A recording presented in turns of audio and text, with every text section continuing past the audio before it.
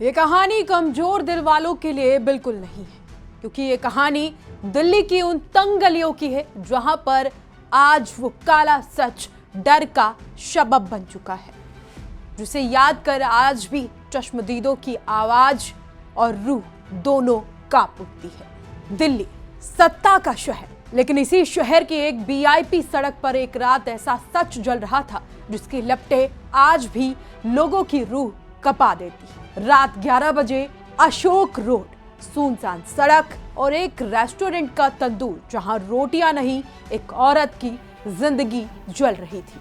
आज कहानी नैना साहनी की और उस कत्ल की जिसे इतिहास ने नाम दिया तंदूर का। नमस्कार, मैं हूं आपके साथ सोनम सिंह और आप देख रहे हैं राष्ट्र टीवी।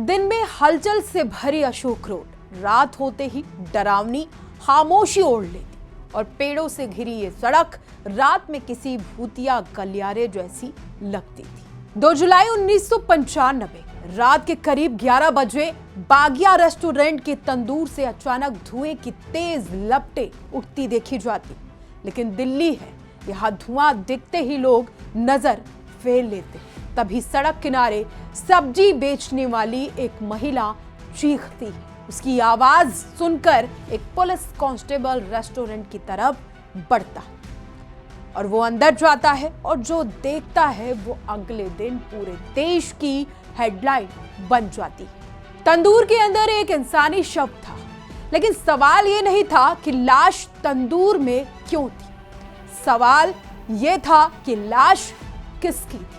जांच में एक खौफनाक सच सामने आया। लाश को जल्दी जलाने के लिए तंदूर में मक्खन डाला गया।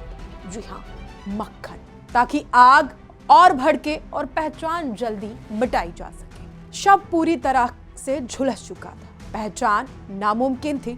तभी टीवी पर जब यह खबर चलती है और यह खबर नैना साहनी का दोस्त मतलूब करीम देखता है। वो पोस्टमार्टम हाउस पहुंचता है।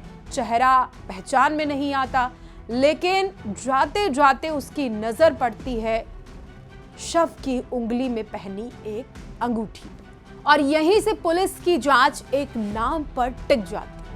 29 साल की नैना साहनी कांग्रेस की सक्रिय कार्यकर्ता और पति सत्ता के गलियारों में पहचान रखने वाला नेता, लेकिन रिश्ते में शक था। नैना की दोस्ती अपने पुराने क्लासमेट मतलूब करीम से। 2 जुलाई की रात सुशील घर पहुंचता है और नैना फोन पर बात कर रही होती है। सुशील को देखते ही नैना फोन काट देती है।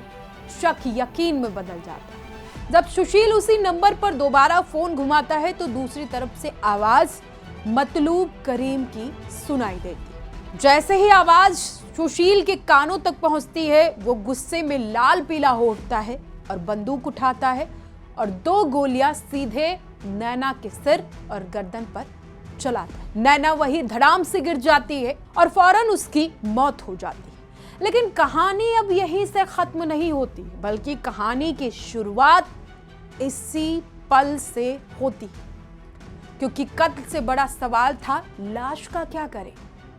सुशील शव को कार में डालता है और ले जाता है बागिया रेस्टोरेंट। वहां रेस्टोरेंट मैनेजर केशव कुमार के साथ मिलकर शरीर को ठिकाने लगाने की तरकीब निकाली जाती, कोशिश की जाती। लाश तंदूर में डाली जाती है और मक्खन डाला जाता है। आग भड़काई जाती है, लेकिन कुदरत भी शायद उस रात गवाह बनना चाहती है और फिर तेज लपटें बाहर दिखती हैं और पुलिस वहां पर पहुंचती है। खैर, बिना देर किए पुलिस केशव को पकड़ लेती है, लेकिन सुशील शर्मा वहां से फरार हो जाता है।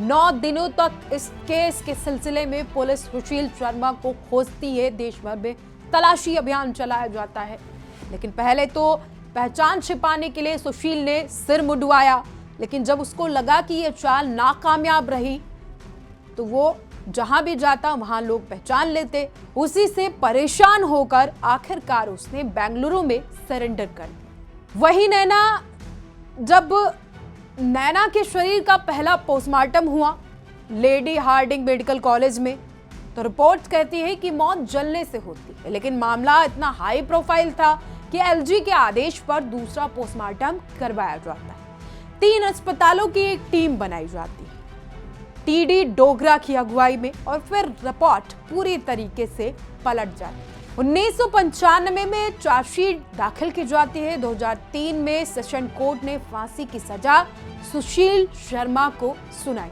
दिल्ली हाई कोर्ट ने यह फैसला बरकरार रखा, लेकिन 2013 में सुप्रीम कोर्ट ने सजा को आजीवन कारावास में बदल दिया। तर्क, कोई आपराधिक इतिहास नहीं, व्यक्तिगत संबंधों से जुड़ा अपराध है। 2018 में 23 साल जेल में बिताने के बाद सुशील शर्मा रिहा हो गया, लेकिन सवाल आज भी जिंदा है।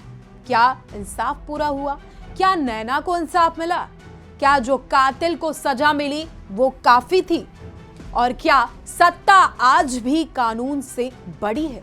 तो तंदूर की आग बुझ चुकी है, लेकिन सवाल आज भी सुलग रहे हैं। लोगों की जुबान पर आज भी सवाल है कि एक पत्नी मर गई, एक पति जेल गया और सिस्टम ने कहा इंसाफ हो गया, लेकिन क्या 23 साल की सजा एक जिंदगी के बराबर होती है? क्या शक की आग इतनी बड़ी हो सकती है कि इंसान इंसान ना रहे? और सबसे बड़ा सवाल, अगर यही जुर्म किसी आम आदमी ने किया होता तो क्या फैसला यही होता? नैना साहनी का केस आज भी हमें याद दिलाता है, कुछ कत्ल खत्म हो जाते हैं, लेकिन फैसले कभी दफन नहीं होते। कल फिर एक नई अनसुनी कहानी के साथ मिलेंगे, तब तक के लिए मुझे दीजिए इजाजत। नमस्कार।